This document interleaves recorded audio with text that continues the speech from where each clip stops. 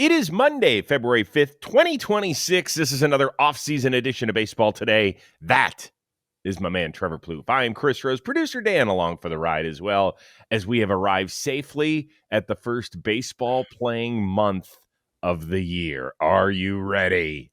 No, not at all. Every time spring training is here, I'm like, oh my gosh, what happened? What happened to the off season? I'm excited about it. Yeah, you should be. I mean, I guess not ready yet. You're not ready because you were too busy hanging out on the beautiful beaches in Cabo with all of your chummy buddies. Look, you're making. Is Matthew Stafford jealous that you're hanging out with his linebacker, Nate Landman? He might have taken that picture right there. We were just so happy, man. That's a wahoo, and we got to eat that fish later in the day, which was awesome, man. Shout out Nate Landman. What a guy. Oh, come on. Yeah. Is that you and Clausen going? That's me and JC right there, yeah, on 9 at El Dorado. Yeah, I think we were playing best ball. Might have birdied that one. We were happy. Can we clean it up and maybe put a collared shirt on? That's not what you do. Not in Cabo. All right. Chris, act like you've been there before. I have been there, but with this sort of dad bod, and it's only getting worse. I saw your little segment, you and Storiali taking shots at me, wishing me a happy 55th birthday, and then saying, gosh, what the hell happened to him? Well, dude, not just you, Chris, the picture from 2021 or whatever that we sent out, it looks like all of us are 10 years younger. Is that the camera was amazing. We need that camera good lighting. Back. Let's be honest. It was good lighting. You can check out that edition of Talking Baseball if you want to know what we're getting at. All right, we got a ton to get to. There's some signings. There's some stuff going on in the World Baseball Classic. Let's start with a tip of the cap to Livy Dunn. You know, anytime that in a relationship, thing that makes it grow is you want to make each other better. So she decided to stand in there and face a pitch from her boyfriend and reigning Cy Young Award winner in the National League, Paul Skeens. Now, granted, she is backed up to about Mississippi from the plate. I don't know if I would have the you-know-whats to stand in there, but she did. With a guy like Paul, you would, because these guys, I mean, they're so pinpoint with that ball in their hands. So, like, you'd be all right. If it was a guy that doesn't typically throw, yeah, get out of the way. But I am a little scared for Livy right there. Yeah. As I'm not too sure. If one did slip, I'm not too sure she would know to, like, turn in. No. A lot of people turn this way. Most people don't know which way to turn. John Kruk always taught me that. He said, I only got hit by 2 pitches in my career. I think that's what he said. He said, because they used to teach us how to get hit by pitches. He goes, they don't do that anymore. So kudos to Livy for doing her thing. They're a fun couple, man. They are fun. They had a great offseason, did a lot of traveling, did some cool sports stuff. So we can't wait to see him in spring training with his Pittsburgh Pirates and see where that young staff and a few signings take them. We thought maybe the guy we're going to lead the show off with was going to be a Pittsburgh Pirate. Instead, he is returning home to the place where he spent 7 seasons. Eugenio Suarez inked a 1-year deal, $15 million with a mutual option for 2027. You'll remember that Suarez split time between Arizona and Seattle last year, hitting 49 bombs, which tied his career high. That happened back in 2019, one of his 7 years with the Cincinnati Reds. We've been saying that Cincinnati needed a big offensive jolt in the offseason. Does this qualify? I think so, Chris. I mean, is he like the perfect hitter? No. Like, we understand about the strikeout rates and all of that, but the most efficient way to score runs is what? To hit homers, and this guy can absolutely do that. And they're comfortable with him. They know him from being in the organization. They know what he's going to bring to the clubhouse, which I think is still important. So, yeah, you slot him in right behind Ellie. I think it makes Ellie a better hitter because you have the threat right behind him. And it is a little shocking to me, and I think we're going to get into it, that he had to settle for this 1-year deal. I know there's a mutual option, but it's essentially a 1-year deal. When you possess an elite skill like Eugenio does with his power, usually that's what kind of gets you those contracts, 2-3-year deals. I know the age came into play here a little bit, but I think people are overlooking how difficult it is to do what he does, and that's hit the ball out of the ballpark. I know it comes with it, but that's a skill that every team could use in the middle of their lineup. Yeah, I had already sent out the first copy of this show, and then all of a sudden this popped up, and I was like, 1 year for $15 million for a guy that hit almost 50 bombs last year? Yeah, you're right. Is he perfect? No, he's not going to play third base. They picked up kid Brian Hayes last year. I don't even know how much first base he's going to play. He's going to get a lot of his at bats at DH. Some people that cover Cincinnati or root for the Reds feel like their lineup is now complete. I will tell you this: if you were to mark the 5 most glaring needs for any team out there, and it didn't have to be specific. Like, this team needs a starting pitcher to contend. This team needs the closer to make it better. You could definitely say the Cincinnati Reds need some pop. Their leading home run hitter was Ellie De La Cruz with 22 last year. I think they had 3 guys that were above 15 homers.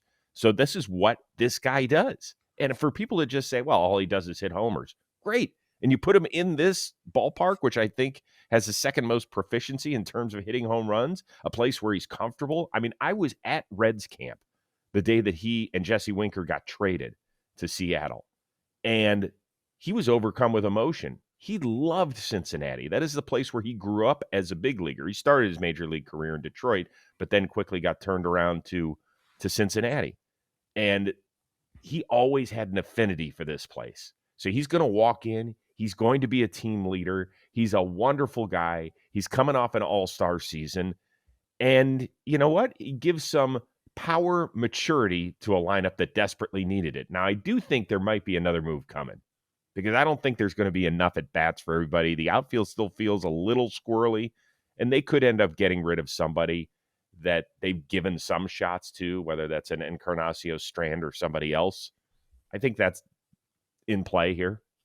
Possibly. I'm looking at it from this perspective. Has Eugenio Suarez ever been a full-time DH? And the answer to that is no. No. So I think, look, if that's all you have to focus on, and yeah, maybe he gets sprinkled in a start here and there at first base, whatever it is, but mostly he's going to DH. Like that allows him to keep the body fresh. We're talking about his age and if that matters in his contract. Like I think this could be really, really good for him. It doesn't always work that way. So I'm curious to see kind of what routine he establishes. But I got to feel like for Suarez going into a season, being like, all I got to do is hit, like that kind of changes things. It wouldn't surprise me if we saw him have another offensive season like he did last year, where the power's still there. Like I think his body will respond much better to just DHing. So I'm excited to see how this one works out. Yeah, it sounds like Sal Stewart's going to get a lot of the opportunity at first base, and he should. It sounds like Spencer Steer is going to, he's a guy they thought maybe was going to take the next step, and he just hasn't. I mean, does he move out to left full time? No, I don't think. But I think that's where I would see him. We don't even, we're showing the lineup for those of you that are audio only. We don't even have Spencer Steer in the starting lineup. I think that could be a matchup thing. They did sign JJ Bleday, who at times over the last few years has looked like everyday major league-ish, and that at other times has not. Let's remember, they were the third of 3 teams from the Central that got in last year. So, I mean, are they pushing the Cubs and the Brewers for the division crown? Whenever you put those lineups up like that, I'm like, all right, let me think about how I feel. That didn't make me feel great. And they snuck into the playoffs last year. They can do it on the pitching side, and now they have their power threat in the middle. So, are they improved? Yes. All right. Are they pushing for a Central crown? No. You don't think so? Right off the bat, no. But wild card, yeah. So you think both the Cubs and the Brewers are better? I do. Okay. I do. I mean, again, they have an identity on this team. They can throw the shit out of the ball, Chris, and like the offense is getting a little bit more fun. So prove me wrong. 2 other quick things I want to hit on before we move on to our next topic. Number one, it sounded like, according to the reports, that the Pirates were the other team that were involved on him, and they have been active in free agency and in the trade market this offseason, revamping that lineup. If you're the Pirates, now I'm not saying this would have worked, but how in the world do you not offer him $18 million and the same deal, or $20 million? I mean, if you're really trying to get better, don't you?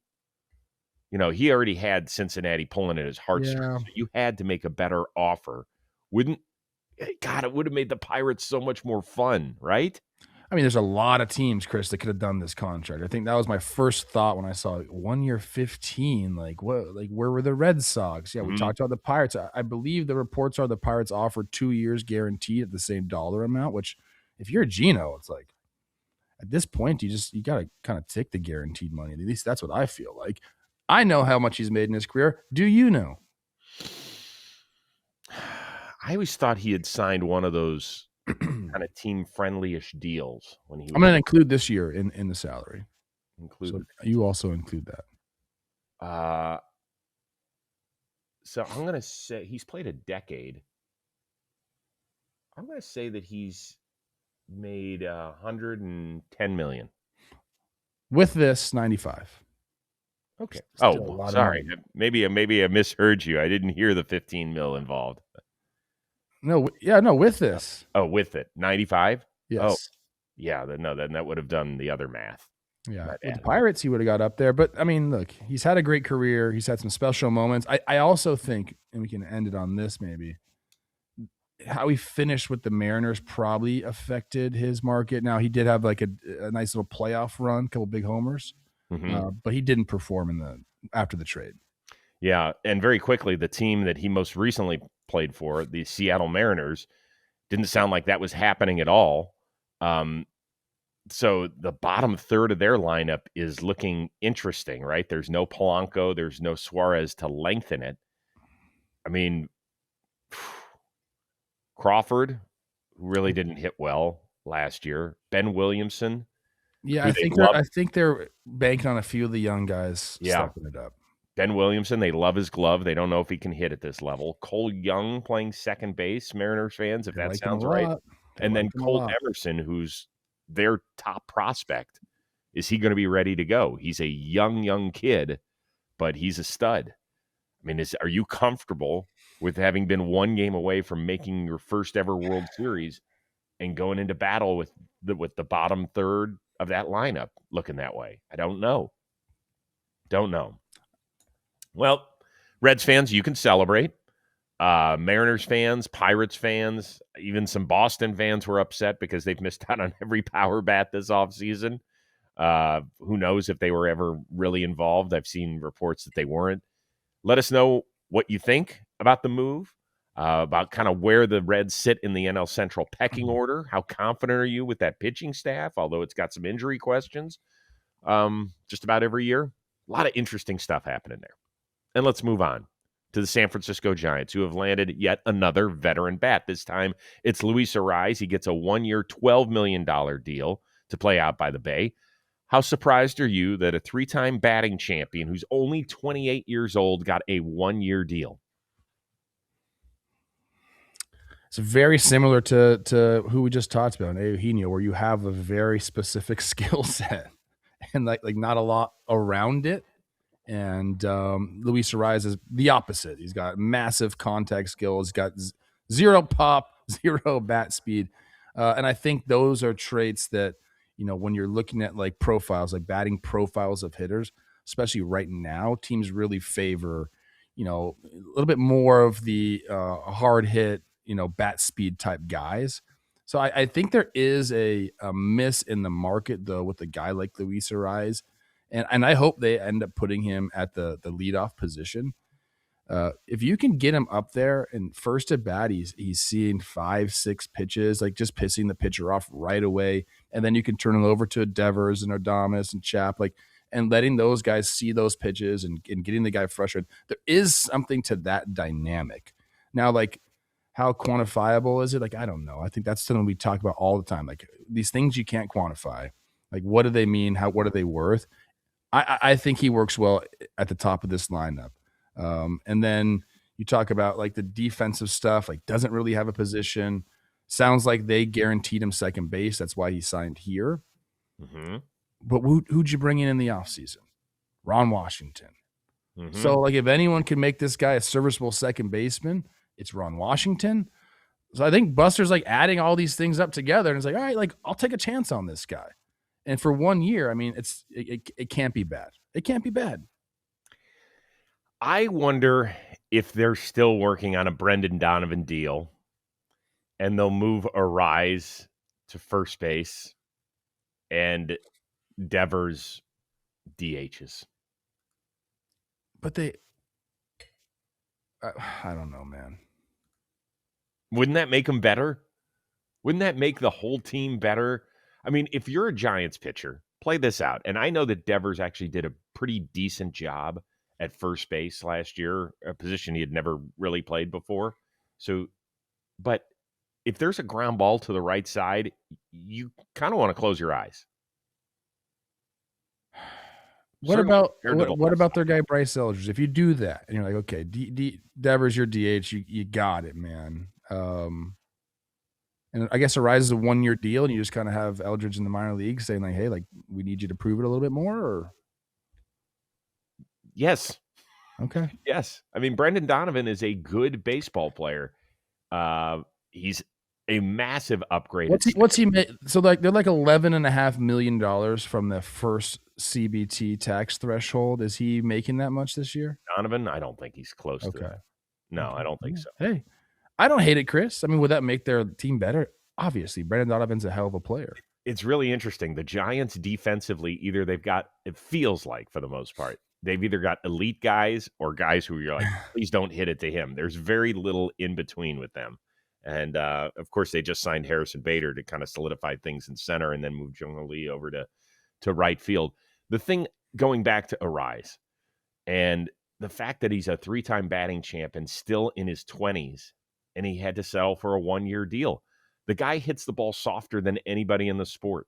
That is a big deal. I saw Eugenio Suarez come across my timeline. He had been on somebody else's podcast, and I apologize. I did not write down the name of it. I kind of flipped through, but I listened to him. And he said that left fielders were playing him at 270 feet. 270 feet. That's like what they did against me in softball in right field. And then the average left fielder plays like 290. That is a major difference because he won't be able to just kind of soft serve it out there as much. They're starting to really. So if you don't have the threat of driving the ball anywhere, that is a real problem. And I do worry about that. I love seeing different kinds of players at the major league level excel. And I think that because of the new rules and everything else that we've done, and teams they're not tipping away from either home run, strikeout, or walk, but we're seeing more different, varied skill sets out there.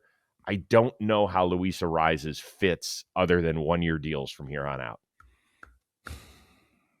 Yeah, I mean, his Baseball Savant page is one of the most unique you're ever going to see. And they have all of the, red and blues. But what you're talking about, they also have the spray chart up right there. And you can just look, I mean, right about 200 feet or whatever it was, 250. That's where he hits his balls to left field right there. So, yeah, there is a chance for defensive alignment to come up and get him. If he smokes you, he smokes you, no big deal. He's a fascinating ball player. We talk about it all the time. But I do think in certain lineups, he 100% makes sense. Absolutely. Yeah. Well, not in every lineup. Huh? Not in every lineup, but like if you have the right mixture of guys, like he can make sense for your team. Does it make sense where he landed? I mean, yeah, they have a lot of swing and miss in that lineup. They do. So like that counteracts it a little. I just wish he was a little faster. That would change everything. Yeah, you're right. Oh, nice. Good job, Dan Rourke, with the spray chart.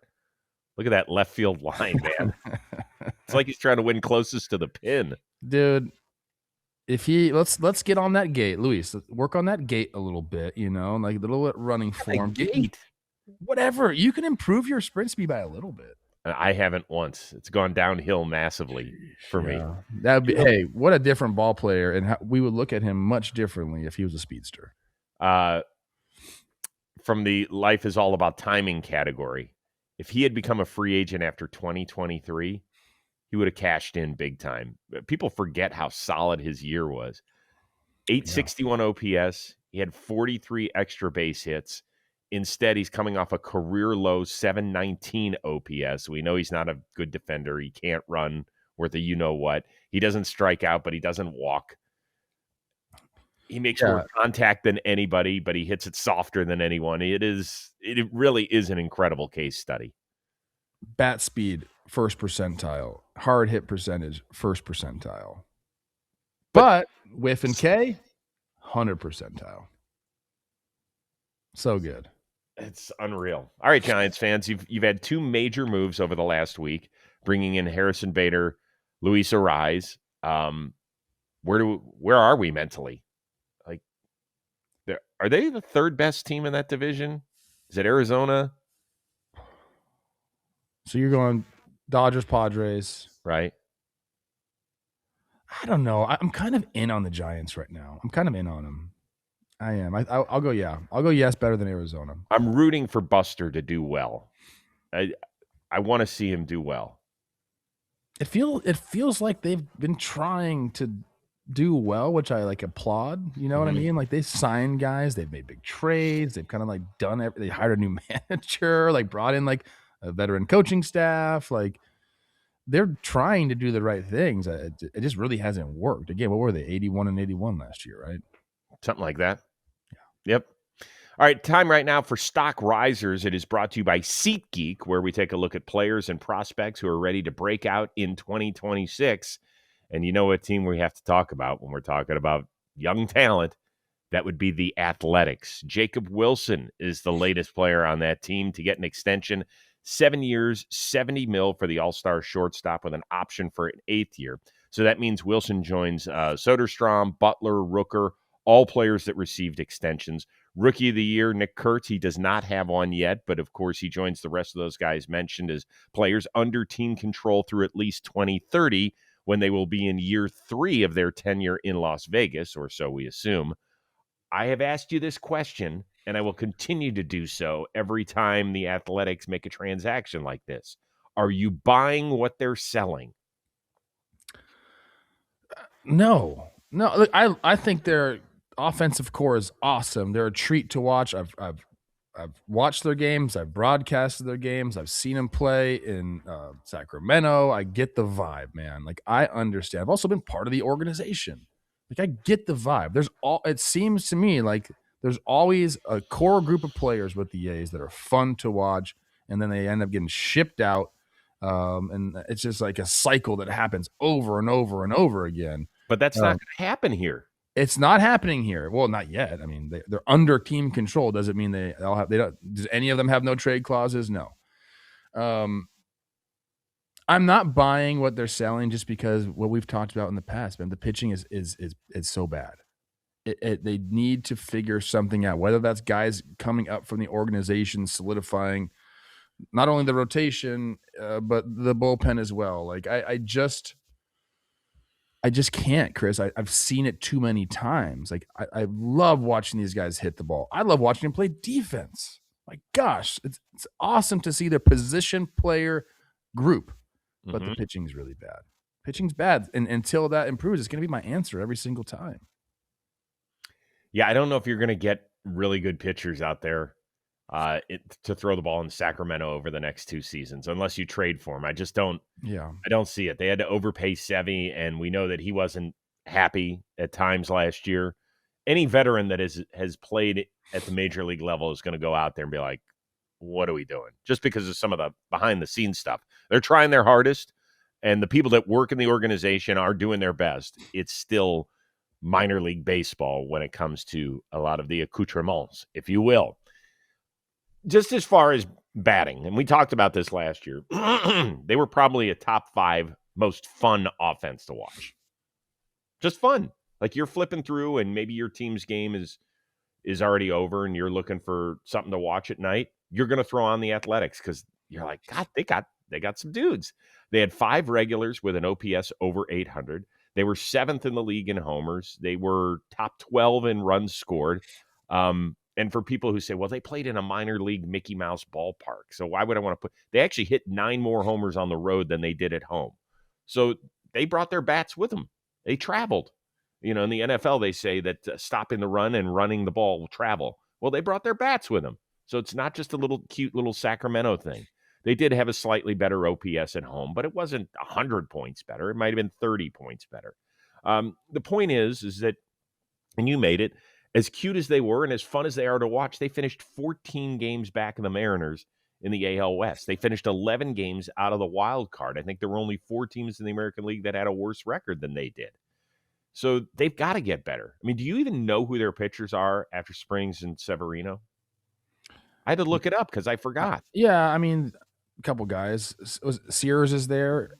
No, he got He's traded. gone. He That's got right. traded in the Mason Miller. It's Jacob Lopez. Jacob Lopez, the lefty. I actually liked watching him pitch. I feel like he could do it. He's also from Santa Clarita. Right? Luis Morales Yeah. is a young guy they gave 9 or 10 starts to. Is Gage Jump, who's probably their most ready minor league pitcher, is he going to get a shot at it? They don't have enough at this point. And unless some of the pitchers kind of grow up and turn into what these position players have turned into, because they've done a damn good job there, they're going to be another 76 to 79 win team. That's what it feels like. That's tough because they are fun. They are fun. You know what's tough? Every time there's an extension signed by the Athletics,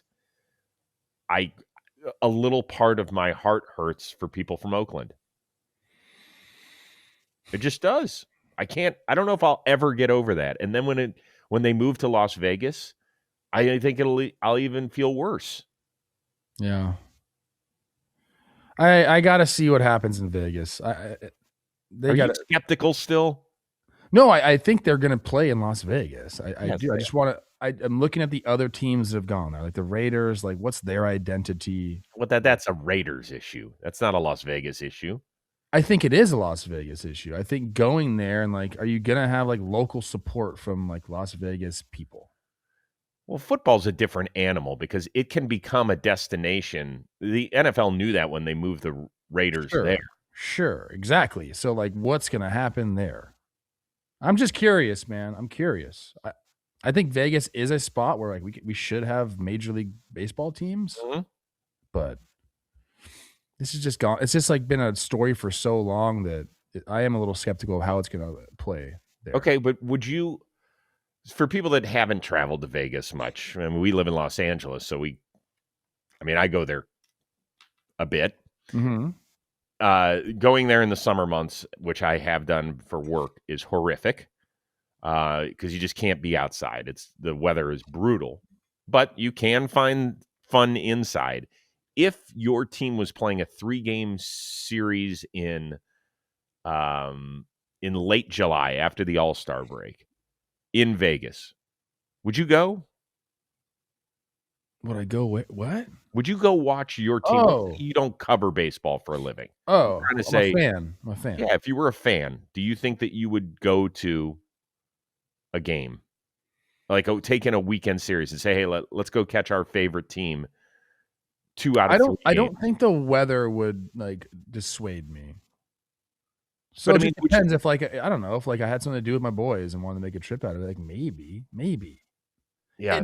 How's the stadium? That's kind of like what I'm thinking. Like they better make this stadium outrageous, and like that needs to be part of the sell. Is like this place is awesome. You got to come watch a ball game here. It's so cool what they do. Like it has to be something like that. People will travel to the Sphere, for instance, right? Because it's like such a different, unique experience. They need to get the game day experience right. If it's just like every other Major League Baseball game, I don't think it works, Chris. I think it needs to be like Vegas. You got to see a ball game there. And I don't know how they do that. Here's the nice thing. We have a great community to ask. So when it gets to 2028, and your team plays its one series in Las Vegas for that year, and it's on a weekend, would that make you want to go to Vegas a little bit more, to go catch your team in a new stadium in Las Vegas? Maybe they play a Saturday afternoon game there, and then you go tear it up on Saturday night, do whatever you do. Does that interest you? Because that's what the NFL has done. It interests me, Chris. It does. Yeah. Right here. I've had family that has gone to the Browns games out in Las Vegas. You know, they'll make a weekend out. People not like, it's not sports too, like concerts in Vegas. Like, hey, wouldn't you see my favorite guy in Vegas? Like, so it works. It is like, what is it? They call the entertainment capital of the U.S. of the world. I don't know what it is anymore. No. Scale of 1 to 10. How much do you like Vegas? Like a 6. I don't love it. No. People always say the food is so good. I've had like a few good meals of it. I think I need to like do better with that. Well, there are a gazillion restaurants. I don't like to gamble. Like, I'll do it. I'll do it, Chris, but I'm just like, I lose every single time, and I'm like, what am I doing here? Right. Okay. Interesting. Yeah. Interesting. I would say it's a little higher for me. I like Vegas. I'm not a huge gambler. I'm not allowed to bet on sports because of my affiliation with the NFL, and I do not. I am allowed to go play at the card tables and stuff like that, which I do, but I don't do big numbers. I told you the Vince Carter story, didn't I? Mm-mm. Give Best it to us. damn. No, this is a good one. Best damn. We did a show. This is probably 20 years ago, out at the Palms when the Palms was It used to be hot. Yeah. when it was just hopping. So we did shows there all week. We were flying guests in. It was great. Vince Carter, then of the Toronto Raptors, comes in. He was a great guest, hung out by the pool. We're done with the shows. I'm walking around the floor trying to find a table, and I see him sitting down. I was like, oh, I'm going to go up. I go up. I put my hand on his shoulder. Some dude rips it off quick and hard. There was no subtleness from him. Ripped it off. And Vince turns around and goes, no, he's okay. And it was his security guy. Yeah. And then I noticed where Vince is playing. He's playing at the $15 blackjack table. I'm like, Vince, $100 million contract. He's like, well, I'm playing 2 hands at a time. I was like, oh, okay. So I sat down. You can't find those anywhere, dude. No. At least the place that I go to, what is it, Encore? Yeah, it's horrible. I'm like, can I have a smaller limit, please? What are we doing here? $100 a hand? You're done in 5 minutes. Right. Jeez. All right, so fans out there, let us know what you're looking forward to in Vegas. Are you going to make a road trip out of it with your buddies? I'm curious where people sit on that whole thing. I mean, I don't know, man. Okay. All right, there were a lot of fan fests that happened around Major League Baseball this weekend. One up in Seattle. I saw San Diego. I know the Giants had one, I think, in Sacramento, of all places. But the Dodgers, the champs, were back at work, and they get a great turnout because virtually all of their big names end up showing up, and they packed Dodger Stadium for it. It was very, very good. And yes, that included that dude, Shohei Ohtani, who's working on getting his earpiece in his ear so he could do a couple of TV interviews. I mean, the crowd just went nuts for him, and you can understand why. We probably got the line of the offseason as well, because our good buddy Tyler Glasnow was talking about being teammates with Shohei. I think when you spend so much time with someone, they just become so normal. And he's like such a normal, like, not cocky, very like humble person, which is incredible. I think a lot of people in that situation would probably turn into a dick, and he is not. He's a good guy. Now, that was on Spectrum Sportsnet. So that was on cable television in the Los Angeles area live. And I texted him yesterday. I said, please don't change who you are. He's like, what? He goes, oh, the TV thing. I said, dude, your delivery was A+. Is that even a bad word anymore? I don't know. It's borderline. If people are really worried about their kids hearing stuff on TV, I said, do me a favor, go check their phones. Get back to me. Bro. Yeah, or like their playground, like when they're just with the guys or their friends. Who knows? Does Teddy have a phone yet? No, heck no. But he has an iPad. It's like basically the same thing. Can be. I have like nerfed his iPad big time. I don't know if you know what that means. That's a young person term. Nerfed? Yeah, it means like you can't do anything like bad on it. I've like you got the limitations. Yeah, the you phone have to, Chris. Phone is the tricky one. Is Teddy 10 or 11? He's 10. Yeah, he's getting in that area. No, I already told him. I said, listen, man, when you're in high school, I'll get you a phone, like at the earliest. So he knows. All right, that's tough with the LA pressure. All my friends have. I'm like, did you hear what I said? That's tough with the LA pressure. I can tell you that. Let's get back to the topic at hand, which is Shohei Ohtani. I was thinking this when I watched him in that shot of the massive crowd appeal. Is he the most important player in North American team sports? Like to his team? Yeah. How about in a league? Is he the most important player to any league in North American team sports? I think to the league, yes. I think that's where I like without a doubt say that. He's just done so much for baseball. Obviously, you bring the Japanese market in, but I think he brings when we talk about this all the time, you have your NFL guys. He brings people in from other sports, like, oh, I want to watch him. Like he's that type of player, and it's hard to do that. It's hard to get people to leave their sport and say, "Wow, I'm gonna go look at this guy on that particular team on a different sport." I'm trying to think of like other good examples. Like there's like the LeBrons and the Kobe's and guys like that where I feel like, hey, he did something so crazy, I got to go watch it. Shohei's put on performances like that. The NFL, like who is it? Like Patrick Mahomes made this crazy throw, or I mean, stuff like that. There's a few guys per league, but I think Shohei tops them all because of what he brings internationally as well. He's a different cat, man. We're lucky to have him in our sport. There's no doubt about it. I don't think it's actually a question. We have Super Bowl 60 this weekend. If you were to write down where Drake May and Sam Darnold rank in terms of popularity pecking order in the NFL, it's not very high. Well, Drake May's like, he's up for the MVP right now. He's been getting some press. I know, but off the top of your head, you could name 10 quarterbacks that are more popular than him. Yes.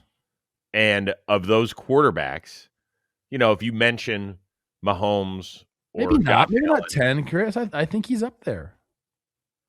I don't know. Yeah, maybe he's top 10. Finalist in the Super Bowl, he's got to be up there. I think my point is this, is that nobody is turning on their TV and saying, I got to watch Drake May. Yes, agree. And that's not a shot at Drake May. I think it shows you the popularity of the sport.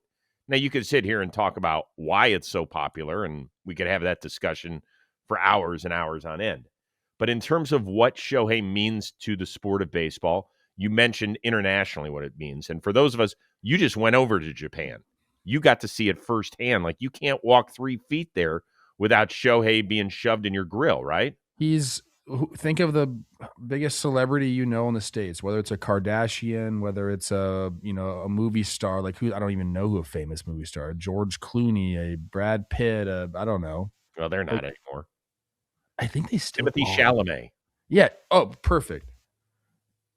Trumps him by far. Like as far as like billboards everywhere, his face is everywhere. Like, you don't, there's no single person in America right now that gets that.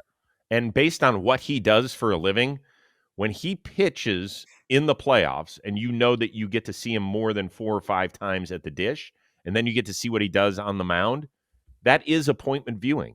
It really is. Now with the NBA, Wemby is getting there. I mean, he's a 7'4" freak that can shoot and take 3 dribbles from half court and dunk. Like he is, I think he's getting there. He's another international sensation that feels one of a kind.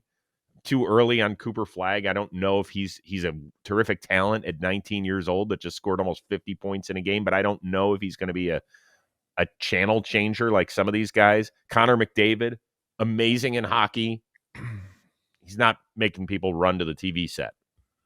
So I think you bring up a good point there. It's even more impressive that we're getting this from Shohei because in these other sports we're mentioning the guys you run to your TV for, they have the ability to take over a game because like that's just the sport. Like a basketball player has a ball in his hands, he has the ability to just take over a game. A quarterback has that ability to just take over a game.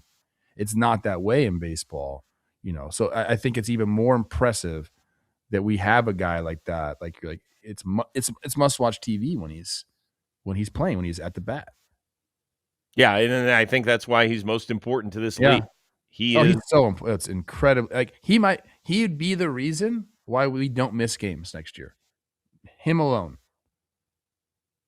I never thought of that, but I think you might be onto something. If we didn't have Shohei, I would say it's almost a guarantee that we'd miss games next year. I mean, we're living. It's why we tell you all the time to not take this for granted. We're living on borrowed time with this. This is not the start of something new where we're going to get an Ohtani every generation. We're just not. So if we miss games next year because of this and don't get a chance to watch his greatness still, as I worry every time he takes the mound. Like, how much longer can he really do that and be the sort of hitter he wants to be? I don't know. And That's power, by the way. We're smack dab in the middle of this guy's prime right now. So, yes, go watch him play. Mm-hmm. What we will not watch is him throw a pitch in the WBC for Team Japan, which means we will not get the moment that we did, a few years ago with Mike Trout as his teammate and striking Trout out to end the World Baseball Classic, which I rewatched. I rewatched the whole at bat over the weekend and just how awesome it was. And they really Fox did a great job of grabbing the importance of the moment and letting it play out. And you see how excited Shohei is. Man, how bummed are you he's not going to throw a pitch? Pretty bummed because, you just mentioned one of the greatest moments in baseball history right there. It truly was. Like, when we go back in time, we're going to be like, that is an epic moment. So, yeah, just because I want to see him compete as much as possible. You mentioned, getting his face on the TV more than 4 times a game. That's, really important. Is that for sure? Sure.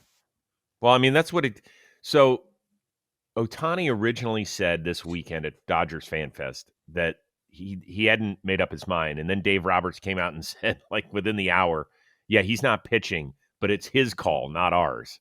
So there's – I don't know. Maybe one day we see him try out of the bullpen for an important out. I don't think that's going to happen. I don't think it's going to – and I'll be bummed. I love watching him pitch, and it's so cool when he does throw on the Team Japan jersey. That is – I love this tournament. I know we're about to talk about it, but it's such a special event. It's co-owned by the players and Major League Baseball. So something they can agree on. You got to be making a ton of money.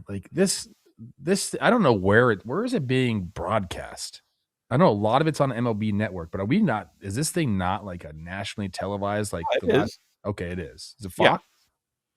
I believe Fox still has the rights in the States, and I think Netflix has the Japanese rights, if I'm not mistaken. Interesting. I think that's new. It's got to make a ton of money. I don't know. It's so good. Yeah. Yeah, it's going to be great. It's going to be great. All right, so let us know, is Shohei the most games will air across Fox, FS1, FS2, Tubi, and Fox Deportes. Yeah, I also do think that Netflix has a piece with Japan, but I could be wrong on that. Maybe, Dan, you can look that up. Thank you. So let us know. Ohtani, is he the most important player to a league here in North American team sports? How bummed are you? He's not going to throw a pitch. World Baseball Classic. Netflix, the exclusive broadcaster for all 47 games of the World Baseball Classic. Huh. So that's all right. We're doing this on the fly. We'll look it up. We'll get back to you momentarily. I have the analogy for Shohei. What do you got? It's Tiger Woods. He definitely can be Tiger Woods. He's Tiger Woods on days that he pitches. Meaning, but that type of Tiger brought so many eyeballs to the sport. Oh, I think it's Tiger might have him surpassed. He might have him surpassed because that was a global thing as well. Mm-hmm. But it's close. That to me is the best kind of comparison. So I covered when I came out to Fox at the end of 1999. Few months in, they asked me, they said, how much do you know about golf? And I said, a lot. I used to watch it, every Sunday. I'd have the NFL on one TV and I'd have golf on the other with my dad. And so I ended up being able to follow Tiger around. So I followed him to the Players Championship in 2000, to Augusta National, to the U.S. Open at Pebble Beach, to St. Andrews. I covered him on the Tiger Slam and had a chance to do one-on-one interviews with him afterward. Dude, he was bringing people to their knees. When he won the U.S. Open in 2000 by 15 strokes, that's like winning a baseball game by 40 runs. It's just unheard of what was happening. You had guys walking off of the 18th green, looking up at the leaderboard, like doing double takes, saying, that can't be right. The score that Tiger is posting right now cannot be right. And it was amazing. It really was cool stuff. I loved it. Loved every second of it. Dan did find this, that World Baseball Classics in the United States, you can watch it on all the Fox properties. And Japanese language games in Japan will be available on Netflix. Cool. Excellent. Good job, Dan. Good job. So question for you. You want to eat better? Don't have time or energy to make it all happen? With Factor, there's no meal planning or following recipes. 2 minutes, real food, all done. Factor, full of stuff that you'd want to make if you had the time. Lean proteins, colorful vegetables, healthy fats, whole food ingredients, always fresh, never frozen, ton of options. They have meals that fit your goals and schedule, whether that means healthier eating, calorie management, more protein, or anything else along the way. We have Factor here in the office, and they are the best thing for those busy days when people don't have a lot of time but still want something delicious to power us through the day.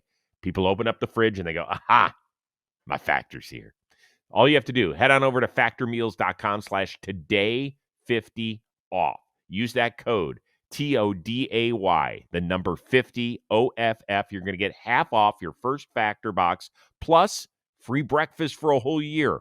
Offers only valid for new Factor customers with that code and qualifying auto-renewing subscription purchase. So make healthier eating easier with Factor. Your belly will thank you. All right. So now we get to a really weird part of the program. And it continues on with the World Baseball Classic. Team Puerto Rico has considered dropping out of the tournament because so many of their big names, like 8 of their top 10 players, includes Francisco Lindor, it includes Carlos Correa, they have been denied proper insurance to cover the major league teams in case of injury. Jose Altuve of Venezuela, he was denied insurance coverage. So too was his fellow countryman, Miguel Rojas, but that's because of his age. At age 37, there's a new rule this year. When you hit that number, you can't be covered for the World Baseball Classic. Now, once again, at Dodgers Fan Fest, Miggy Rowe said, hey, what's going on here? And my only question is why it's just with our country, like Venezuela, Puerto Rico. We've seen a couple Dominican players. I don't see that happening with the United States, and we're happening with Japan. And I'm not trying to attack anybody or attack what's going on or seeing what's happening behind the scenes. But at the end of the day, it feels like it's just happening with the players that want to represent their country from Latin America. So a lot of things that I would like to talk about with someone in control and with someone from MLB. But it's really hard to not like have the opportunity to put my country on my chest and having the opportunity to represent them and helping win a World Baseball Classic. And not having the opportunity to do it because I'm 37 years old, that's not right. I don't feel it's right because if I can still play in the big leagues for the Dodgers, why not going to play for my team in Venezuela and represent my country? All right, so there's a lot to unpack, and I thought he did a beautiful job explaining it. They did put an age limit on this for insurance, and for those of us that have dealt with insurance, it can be a real finicky business and very odd, and it feels like they move the goalposts an awful lot. But if they say at age 37, we're not going to insure you, which sounds ridiculous because not all 37s are built alike. I don't know why that would happen. But does the rest of it concern you? All of it concerns you. Like earmuffs, people. Fuck insurance companies. I hate insurance companies. Well, we can they are that the sponsor worst. On. They're the worst. What are we doing right now? You can just put an arbitrary number and say you can't play after 37 without being able to even test. Where's the test? Give me a physical test. What are we talking about right here? And like, I think Miguel did it. I can play in the big leagues. I can play 162 games, but you won't let me play in 5 games. I'm going to be in spring training playing in baseball games, but I can't play in these games. Make it make sense. I can play it in the Caribbean World Series. I can play all sorts of winter ball, but I can't play in the WBC. Why? It does make sense to me. We don't make me get in on insurance companies with what the hell is going on with stuff in California and fire insurance and every kind of other insurance that are homeowner, like they're just taking it away from everybody Yeah. after we pay into it for years and years and years and years and never use it. And then when you need it, they're going to take it away. I am so out on insurance companies. And this happened 3 days before where we get the rosters set. Like, what is happening right now? You've got me so fired up. And I didn't think I was going to get fired up today. But this is something I'm like passionate about. I can't stand it. I can't stand insurance companies. So part of me still feels like, isn't Major League Baseball just going to step in and figure this out? Well, okay, so that is kind of the update, that it sounds like Major League Baseball is lending a huge helping hand, and they should, because this is one of their crown jewels. Every 3 years, you want to do this and make it right. And it's not, I don't think it's showing, well, there's cracks in the foundation of the World Baseball Classic. I just think this was handled extremely poorly. You could take Francisco Lindor as a good example, right? He had a procedure on his elbow.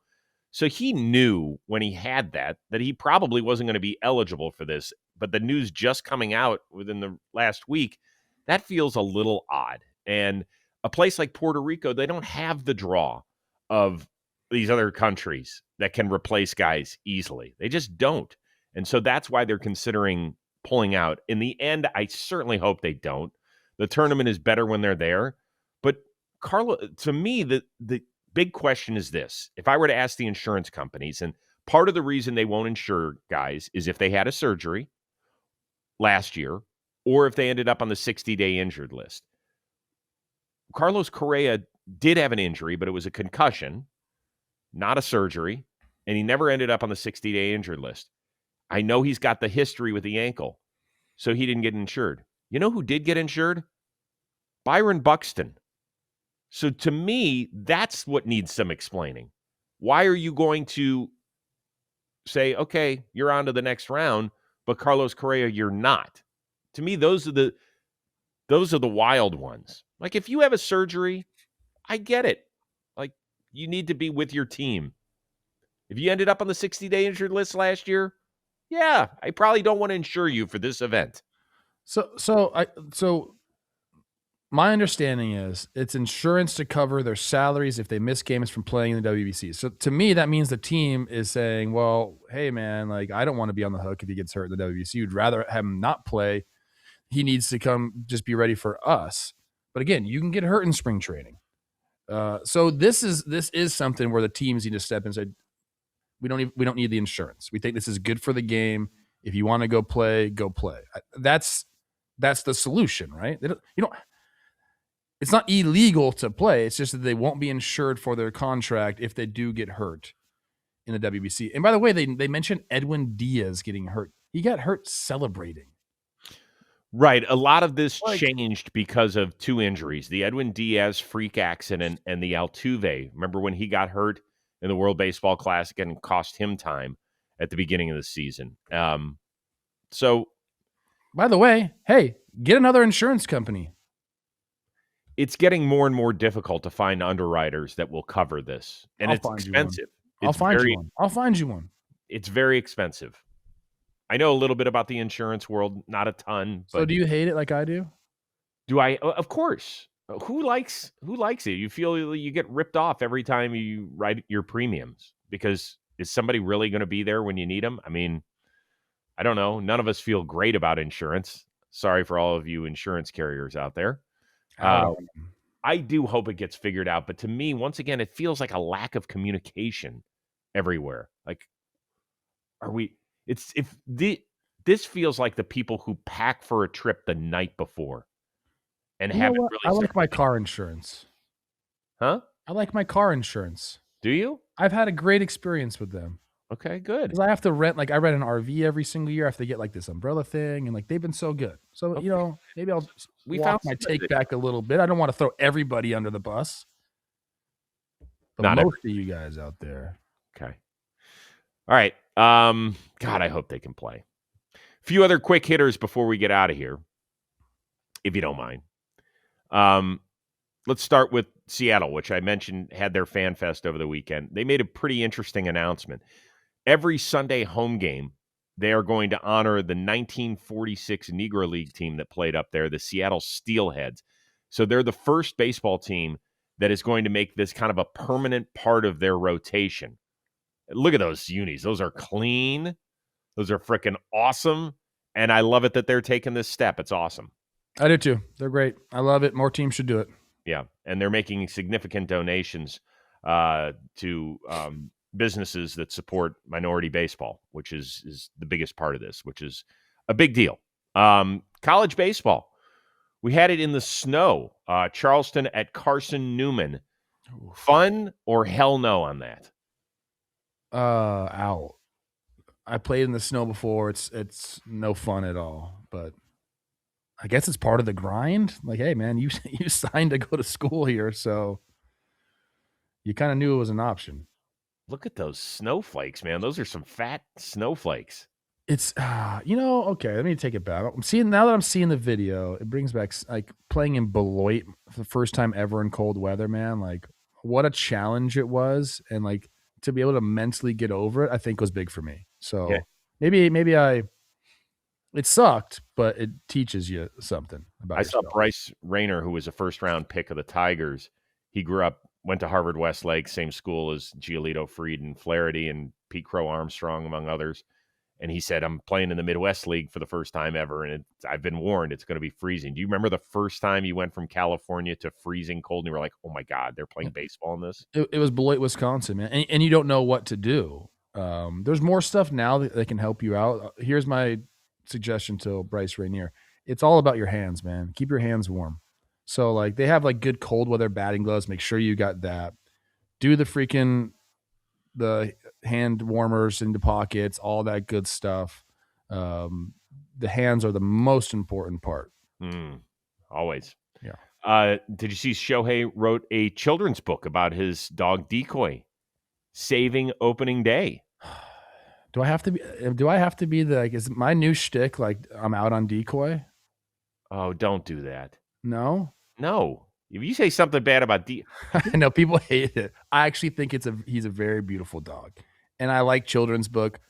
I'll probably buy this. Actually, yeah, and well trained too. Yeah, so I love my dog. I have people like, you don't like dogs. I have a dog. Shout out Palmer. She was so happy to see me. Last thing, White Sox also had their fan fest. Did you see or hear their catcher Kyle Teal? This is him shredding. Listen.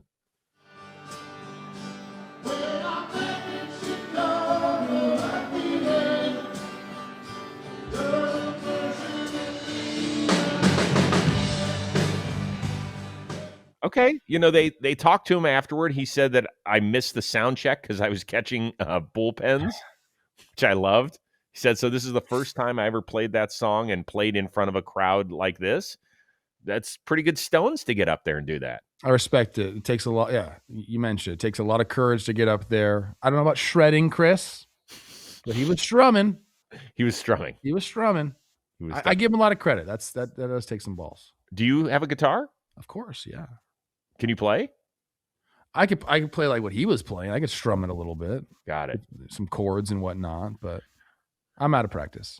I think my favorite thing that our oldest son Josh does in life, he's been playing for almost 20 years. He picked up a guitar at age 6, and it's my favorite thing still to do. Is I just go outside of his door because he usually shuts it. He likes to sing to himself, and I just sit on the bench right outside of his room and listen. I need my kids to do. We have a couple pianos in the house, like little electric keyboards, so like they do that from time to time. They need to play an instrument. I think it's so important. Mm-hmm. Totally. Opens up a different side of the brain. All right. We are inching closer. Less than 2 weeks to go until spring training. I think actually people start reporting at the end of next week. But you cannot wait. You're out there. Oh, well, I will be for a few days. Can't wait. Might go shirtless like you on the golf course. I got tan. I'm pretty tan. No, that's not tan. That's burn. Oh, that's burnt. You're right. Come on, man. You didn't put sunblock on? I mean, I did. You have to like keep reapplying. Chris, you think I'm thinking about reapplying Yeah. sunscreen? What the heck is going on out there? Yeah, you You better. know what I do when I'm out there. See, this is where you need a real dad on the boat. I would have You should have came. didn't get an invite. Me It's and a bunch of freaking NFL guys. hard to invite Nate yourself. Landman, I lined up against him, 3-point stance, ran up. He just chucked me into a door frame. I have a bruise from it. Yeah, well, good for you because Oh, he respects me. Yeah, I'm sure he does. As he flattens the running back for a 3-yard loss. You're off of the combine board. You've been dropped by 28 of the teams. Undraftable. All right, we're going to be back at it again later this week. We cannot wait. Keep leaving comments. Tell us what you're most excited for. Just baseball, period. We love it. For our one-of-a-kind producer, Dan Rourke, the uber-talented, non-blocking Trevor Plouffe, I am Chris Rose. We will see you later this week here on Baseball Today.